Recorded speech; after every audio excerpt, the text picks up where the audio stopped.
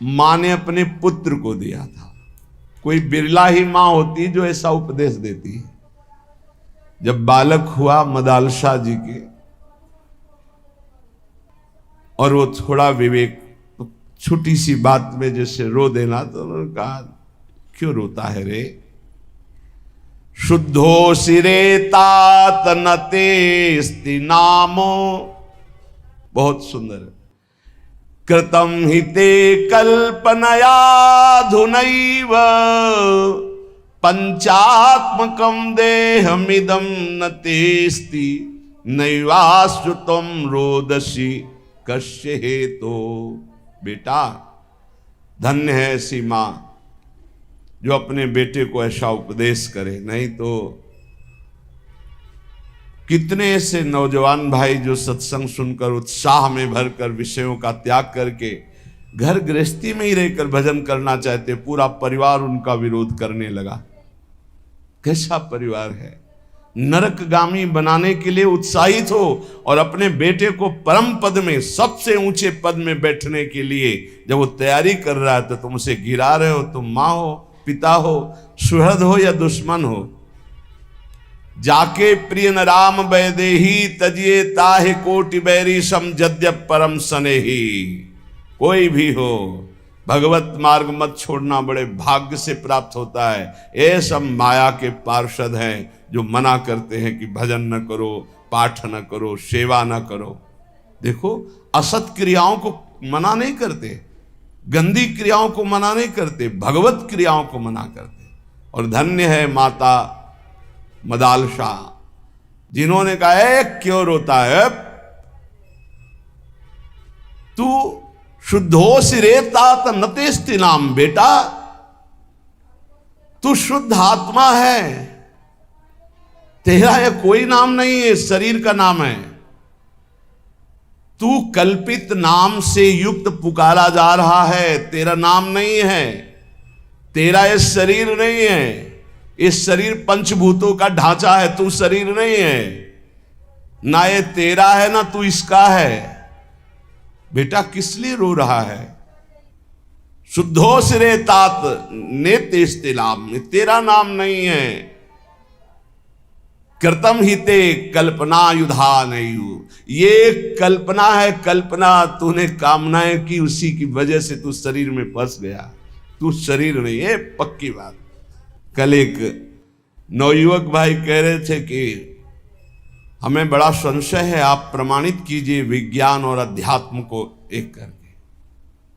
आज हम आधुनिक पढ़ाई पढ़ने वाले लोग हैं, हम कोरी श्रद्धा में नहीं फंसने वाले। प्रमाणित कीजिए आप कि आपका अध्यात्म सत्य है। कैसे प्रमाणित करें? विज्ञान केवल स्थूल को जानने वाला है, वो भी बहुत प्रवीण विज्ञान में जो है, केवल स्थूल जगत, इसके आगे नहीं।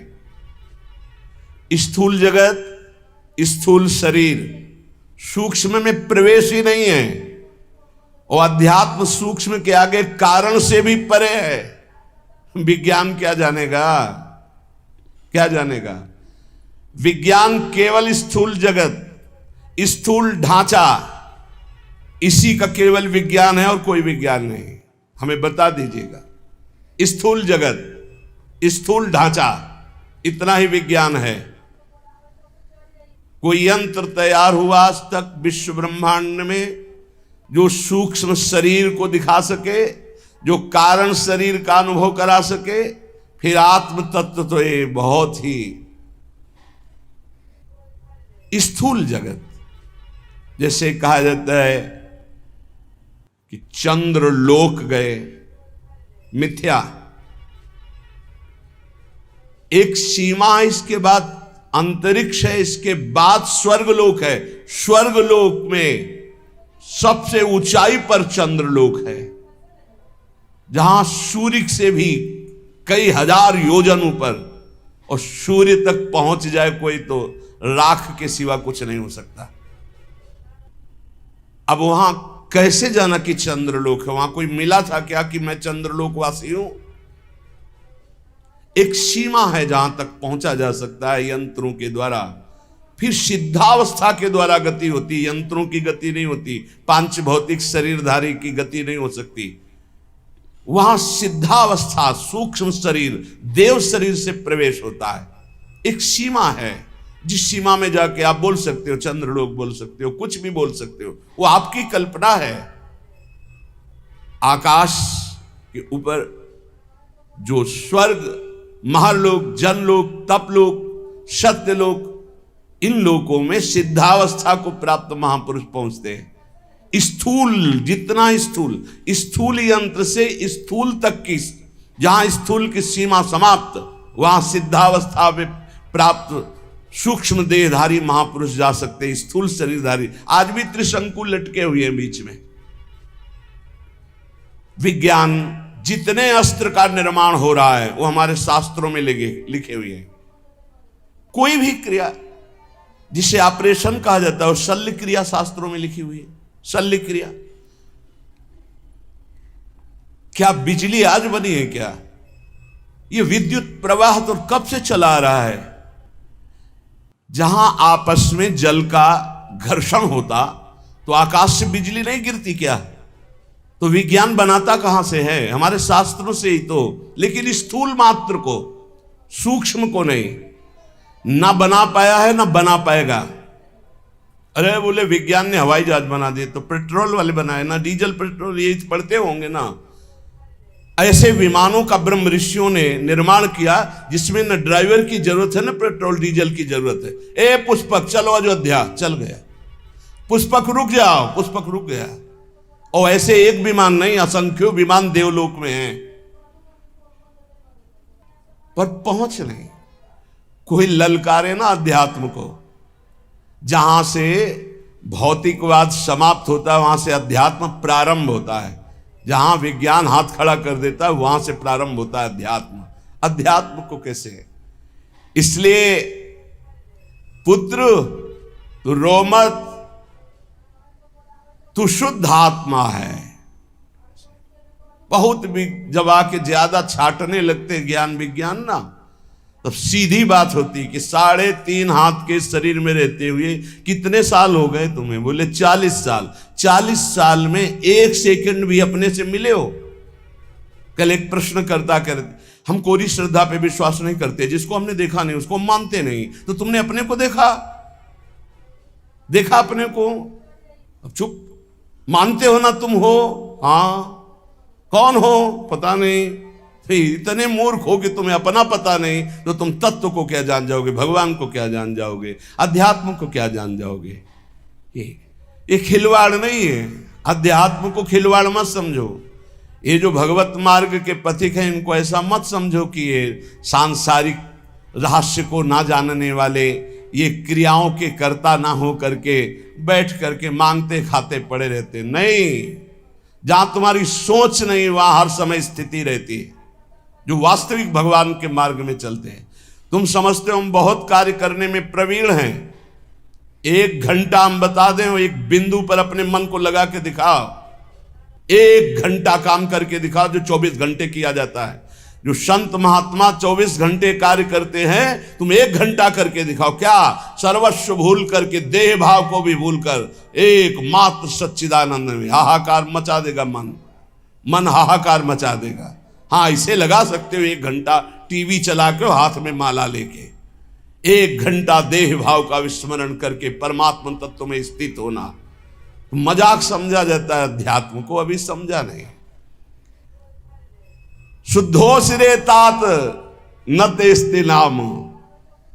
जो पहले भी था वही मध्य में था, वही अब है, वही रहेगा। उसका ना कोई नाम है, ना कोई रूप है, ना कोई भेष है। वो कौन है?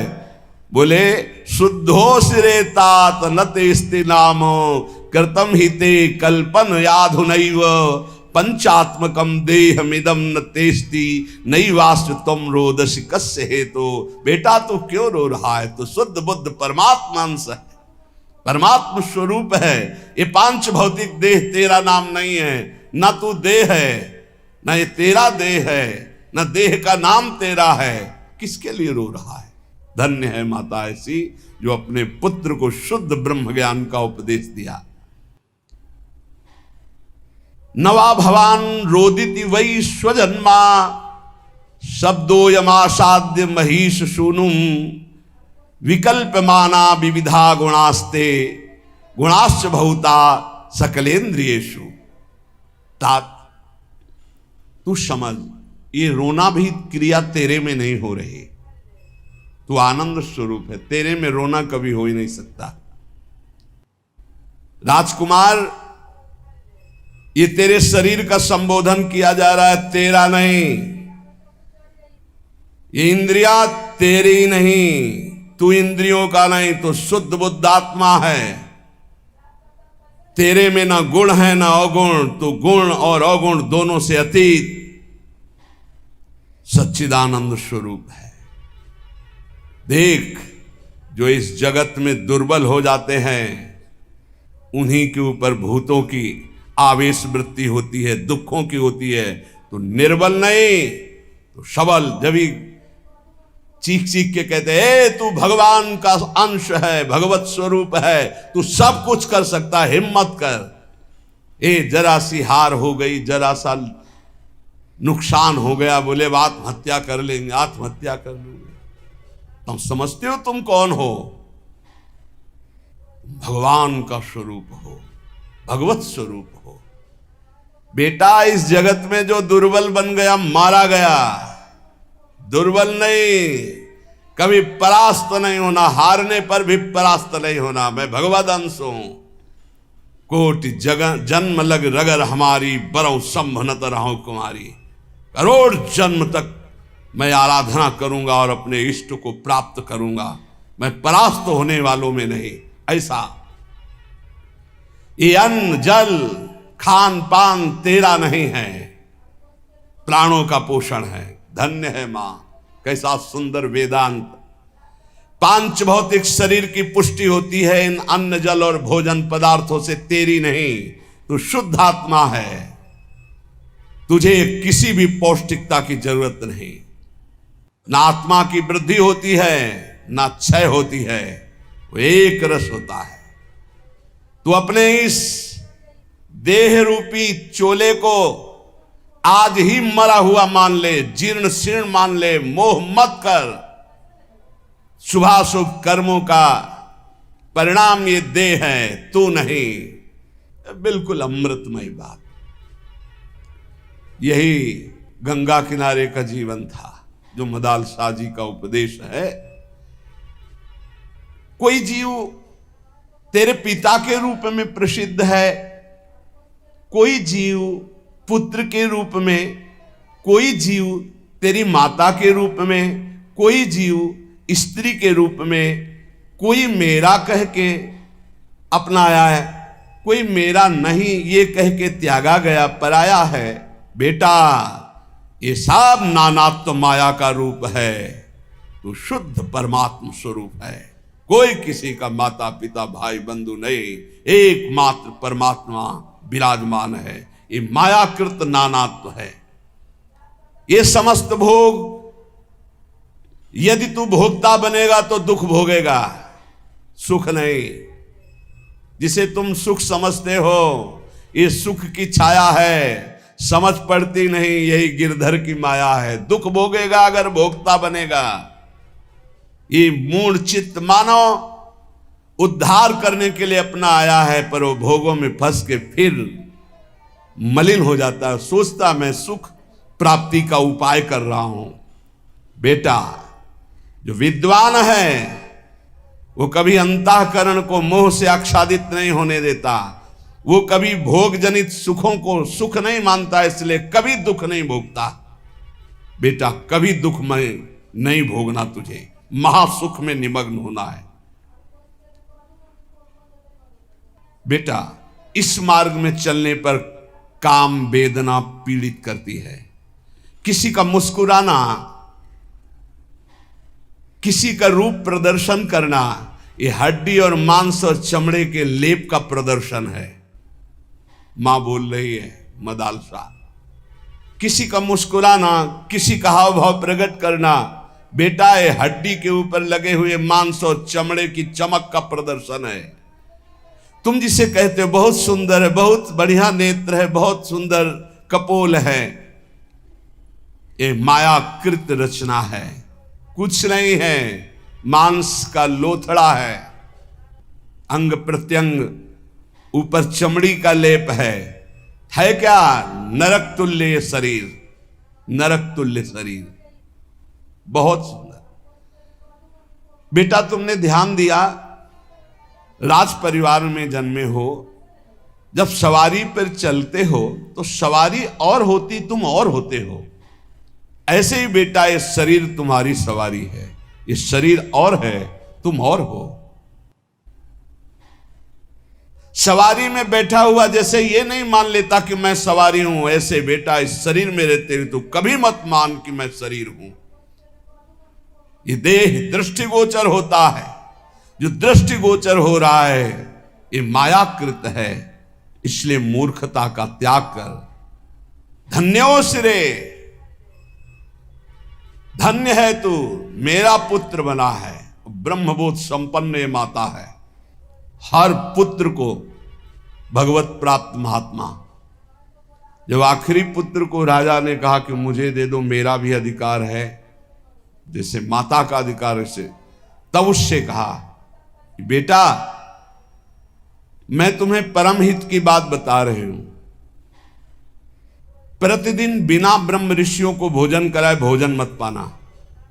ये उनके लिए उपदेश है जो गृहस्थ धर्म में, इनको तो सबको बैरागी बनाकर ब्रह्मबोध प्राप्त करा दिया। मां ही परम गुरु हुई।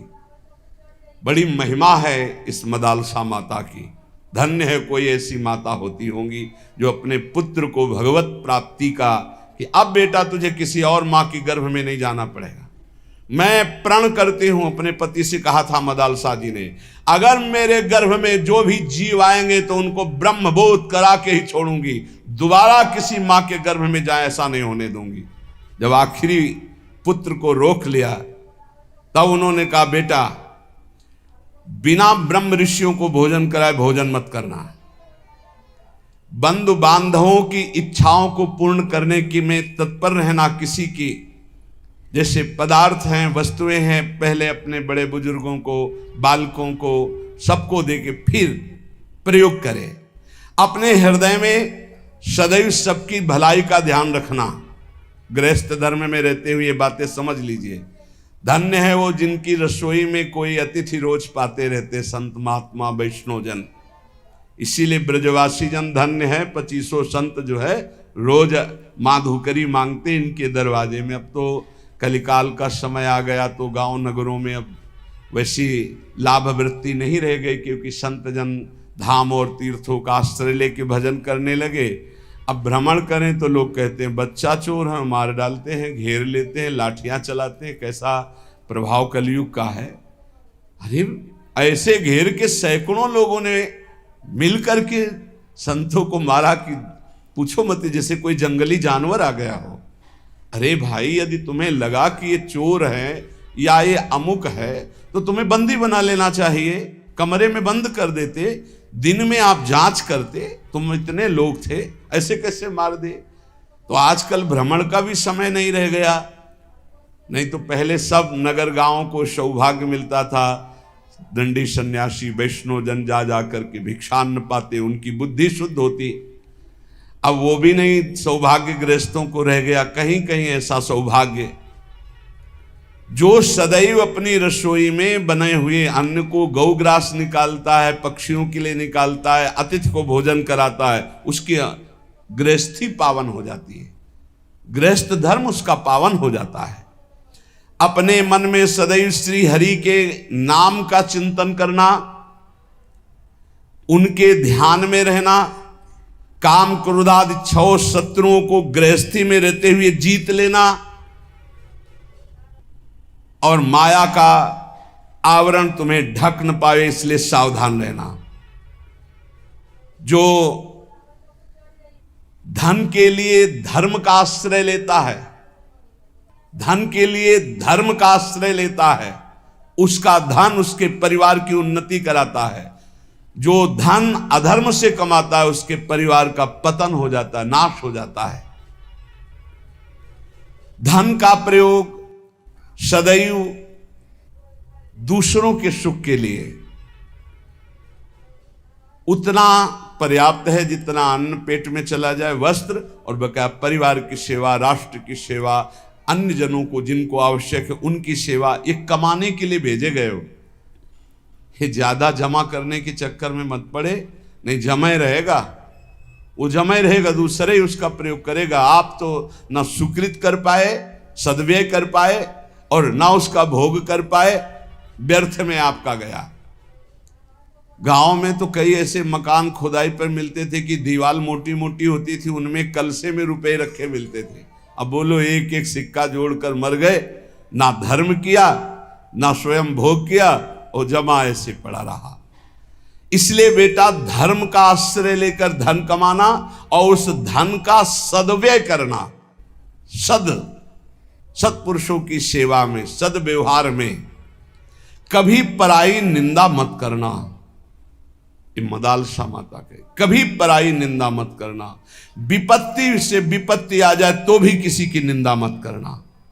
अगर कोई विपत्ति में पड़ा हो तो दौड़ करके उसका सहयोग करना। इस तरह तू आचरण करेगा तो तू भगवत प्राप्त हो ही जाएगा गृहस्थी में रहते हुए।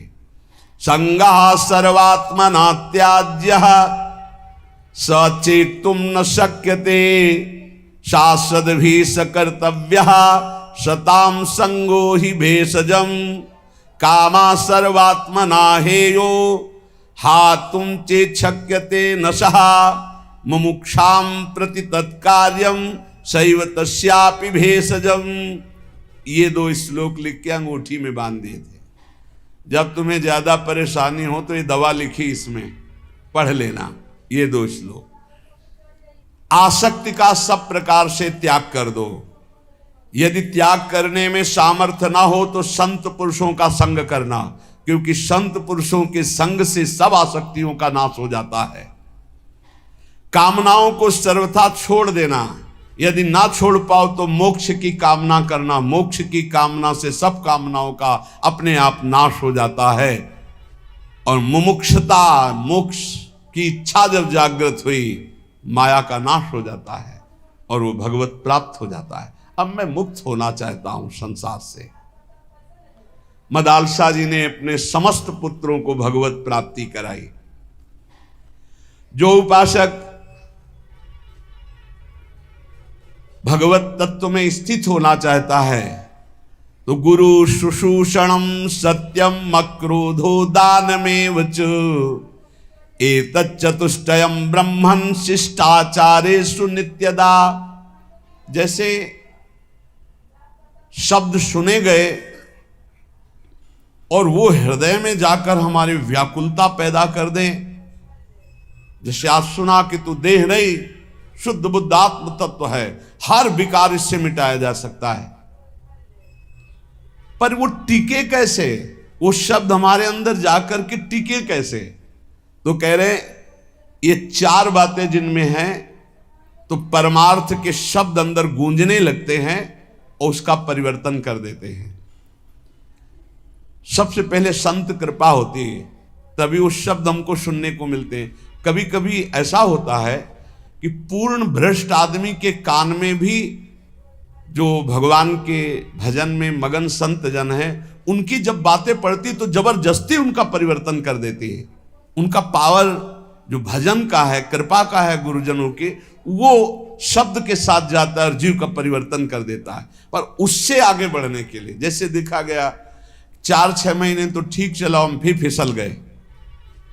वो उनके वचन का पावर आपको बिल्कुल नार की स्थिति से ऊपर उठाया था। अब आपको संभल के चलना पड़ेगा। ऐसा नहीं कि जीवन भर बस वो काम कर जाएगा, नहीं। एक बार आपको निकाल के अब फिर दलदल में गिरोगे जाके तो मरो। आगे ठीक से चलो। ठीक से कैसे चल पाएंगे? तो कह रहे गुरु शुश्रूषणम सत्य मक्रोधो दान में वच। शिष्टाचार की यहां व्याख्या नहीं कर रहे गुरु शुश्रूषण। यहां कह रहे हैं गुरुदेव को समर्पित होकर उनकी सेवा के द्वारा जो हमारे अंदर गंभीरता आती है, सहनशीलता आती है, भागवतिक सद्गुण आते हैं, वही हमको इस मलिन माया के आकर्षण से बचाते हैं। जब हम गुरु सेवा में, तो फिर ये प्रश्न आ जाता है कि क्या सबको कहाँ इतना टाइम है और गुरु को इतना टाइम कहाँ है कि सबकी सेवा ले। तो गुरु सेवा आज्ञा होती है, आज्ञा। ये जो सत्संग हो रहा है, ये जो एकांतिक हो रहा है, ये जो आपको उपदेश मिल रहे हैं, इनका पालन करना ही गुरु सेवा है। हाँ, प्रगट में अवसर मिल जाए किसी को कि कोई संत हैं, वो बीमार हैं, या वस्त्र धो देना है, औषधि दे देना है, भोजन दे देना है, ये बाह्य शरीर की सेवा है। आंतरिक गुरु सेवा है उनकी आज्ञा का, और ये सब कोई कर सकता है, आज्ञा पालन। कह रहे गुरु शुश्रूषणम, गुरु सेवा। इसीलिए शुद्ध ज्ञान प्रकाशित नहीं हो पाता, क्योंकि आज स्वयं सब गुरु बन जाते हैं। गुरु के अधीनता, गुरु सेवा, ये बहुत बहुत दुर्लभ बात है। धन्य है वो जो अपने गुरुजनों की आज्ञा में चलते हैं। नहीं, यहां सब प्रारंभ से ही मान के भोक्ता बन जाते हैं, प्रारंभ से ही गुरुगिरी हृदय में आ जाती कि मैं, वो बिगड़ गया। जब जीवन भर गुरुदेव की आज्ञा में रहा जाता है, तो उसके हृदय में गुरु तत्व स्वयं प्रकाशित हो जाता है। जब गुरु तत्व प्रकाशित हो जाता है, तो जानत तुम्हें हो जाए, उसमें फिर ब्रह्मविद ब्रह्मवि भवति, उसमें कोई फिर फर्क नहीं पड़ेगा। पहले महापुरुषों की सेवा में जीवन समर्पित किया जाता है। वेद का सार भाव है सत्य, और वो सत्य जागृत होता है गुरु सेवा परायण में। शास्त्र ज्ञान आपको हो जाएगा, मानते हैं, आप प्रवचन कर सकते हो, लेकिन ब्रह्म बोध नहीं होगा।